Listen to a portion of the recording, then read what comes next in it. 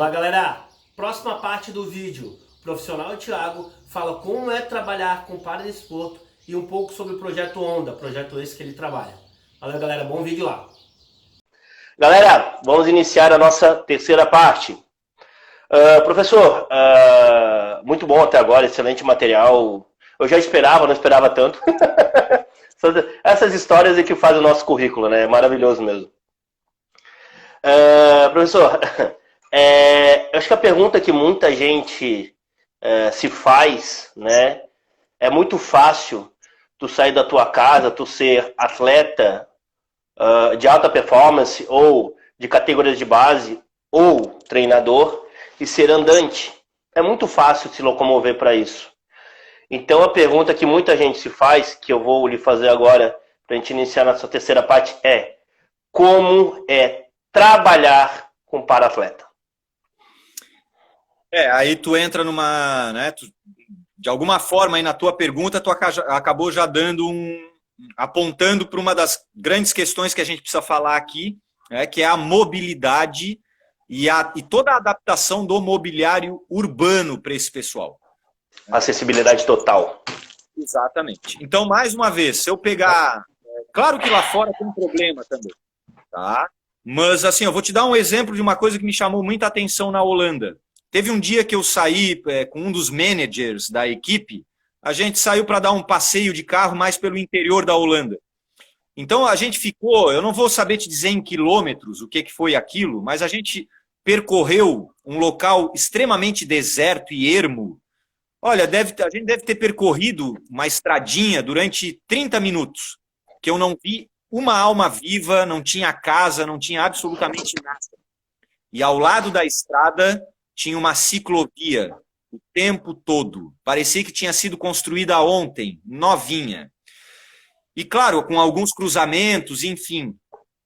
Todo o trecho dessa ciclovia com adaptação para o cadeirante.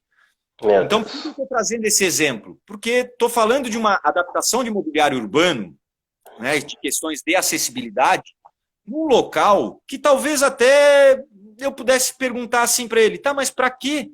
Não tem uma alma viva aqui. No Brasil, se tu circular em qualquer grande centro, e claro, tem locais que, né, por exemplo, aqui em Florianópolis, ali na volta do shopping Iguatemi, se não me engano, é o nome daquele shopping ali mais próximo da Universidade Federal. Sim, é isso mesmo. Ali me parece que há uma boa adaptação e uma boa adaptação do mobiliário urbano e uma boa acessibilidade. Mas se a gente for para o centro da cidade, já não vai mais encontrar isso, né? Então, além dessa questão da adaptação, que às vezes é extremamente simples, mas pode gerar dificuldades e obstáculos gigantescos. Ainda tem a questão da mobilidade, que é o transporte, né? Não, mas nós temos ônibus adaptado. Mas qual é o horário desse ônibus? Porque dificilmente tu encontra o ônibus adaptado em todos os horários, ou seja, onde é que eu estou querendo chegar com isso? Todos os ônibus deveriam ser adaptados, né? Não deveria ter apenas alguns ônibus adaptados. Isso quer dizer que a pessoa com deficiência só pode usar alguns ônibus. A partir do momento que todos eles forem adaptados, todas as pessoas, inclusive as pessoas com deficiência, vão poder utilizar qualquer ônibus. E a gente ainda tem nesse processo todo o que a gente chama de barreira atitudinal. O que isso significa? Às vezes, apesar de tu ter todas as adaptações necessárias para aquele ambiente, né, para tu oferecer a acessibilidade, a pessoa com deficiência acaba encontrando essas barreiras atitudinais, né, que é a postura e a atitude do outro frente a tudo isso. Então, talvez esse ainda, apesar da dificuldade que a gente tem de acessibilidade no nosso país, de maneira geral, mas talvez essas barreiras atitudinais sejam o grande desafio. Porque a barreira física, você com bastante facilidade, né, e com um pouquinho de boa vontade, a gente consegue resolver, né? É um rebaixo na calçada, é uma rampa com a inclinação correta, né? Agora, a barreira atitudinal, ela passa lá por algo que a gente já conversou aqui, que é a ignorância. Então, primeiro a gente tem que tirar as pessoas da ignorância, que é o desconhecimento. Então, ser ignorante a respeito de um assunto é extremamente natural. Eu sou ignorante em aeronáutica. Se eu sentar na cabine de um avião, eu não sei para que serve nada daquilo.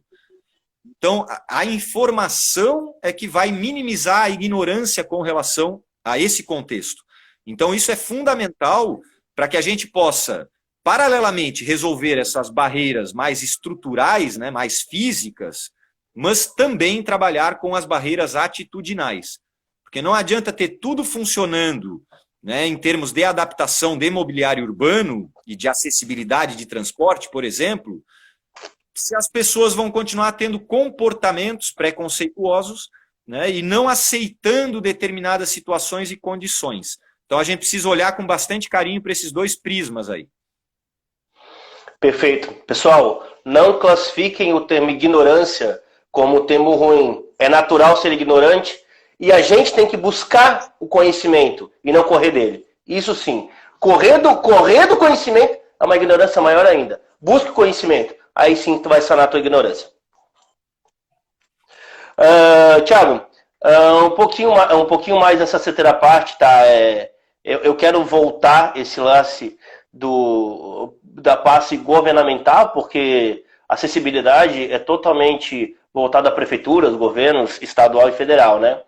Mas nessa terceira parte eu quero que o professor fale um pouco dos projetos, principalmente do projeto Onda, porque na época que eu estudei na Unisul, o projeto Onda estava sendo vinculado. Isso, continuamos com, né, a Onda, na realidade, é uma associação, né, e essa associação chamada Onda é parceira, uma das parceiras da Onda é a Unisul, né, a universidade onde, né, trabalho até hoje, e venho trabalhando aí nos últimos 20 anos. Né, eu entrei na Unisul em 2000. Desde que eu entrei na Unisul, aliás, mesmo nas outras universidades onde eu já trabalhei, eu sempre procurei levar comigo ou manter a minha atuação no que a gente chama dentro do ambiente acadêmico de projetos de extensão. Então, eu nunca fui um professor muito voltado à área de pesquisa. Eu sempre fui um docente, então a educação tem que estar na alma de, acho que qualquer professor, e aí a gente tem professores que acabam se aprofundando um pouco mais na linha de pesquisa e outros professores se aprofundam um pouco mais na linha de extensão. Eu sempre fui mais da linha da extensão, por quê? Porque eu, Thiago, tenho a necessidade da prática. Quando eu entro em sala de aula, né, para ministrar uma aula, isso deve ter acontecido contigo, eu tenho que ter história para contar. E da onde eu tiro a história para contar? Das minhas práticas. Né? Como eu há muito tempo trabalho com a pessoa com deficiência e sei das dificuldades de tu estabelecer, por exemplo, um negócio voltado para essa população, e como eu sempre fui um apaixonado pela educação, eu resolvi aliar todas essas situações dentro de um mesmo ambiente que é a universidade. Então lá eu me realizo dentro do aspecto docente, né, ser professor, né, nessa visão mais acadêmica, e me realizo também por trabalhar, por ter contato com a prática e ainda poder oferecer essa prática à comunidade de forma gratuita.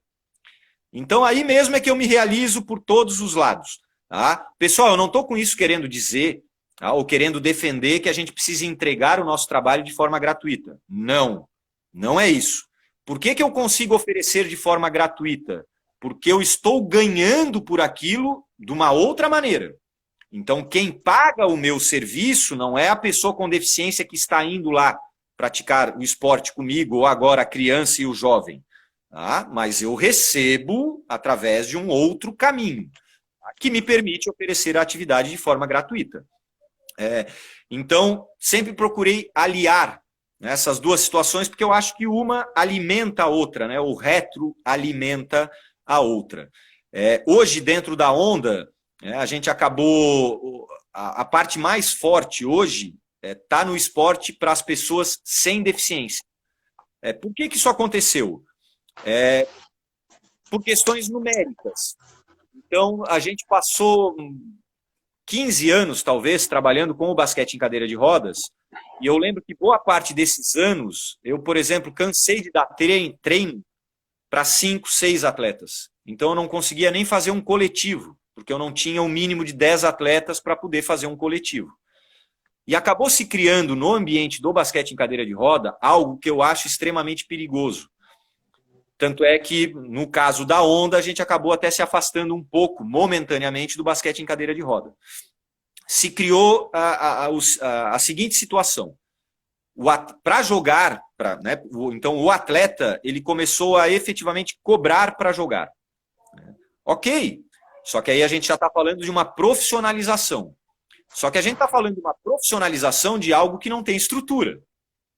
Então é assim, eu não tenho bola, eu não tenho material, eu não tenho os profissionais que eu precisaria ter para conduzir um trabalho de performance, mas eu estou pagando atleta que não é atleta.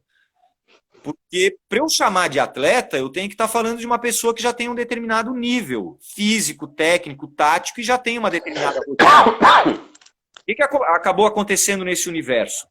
Pessoas com deficiência que estavam iniciando na modalidade queriam receber para treinar comigo.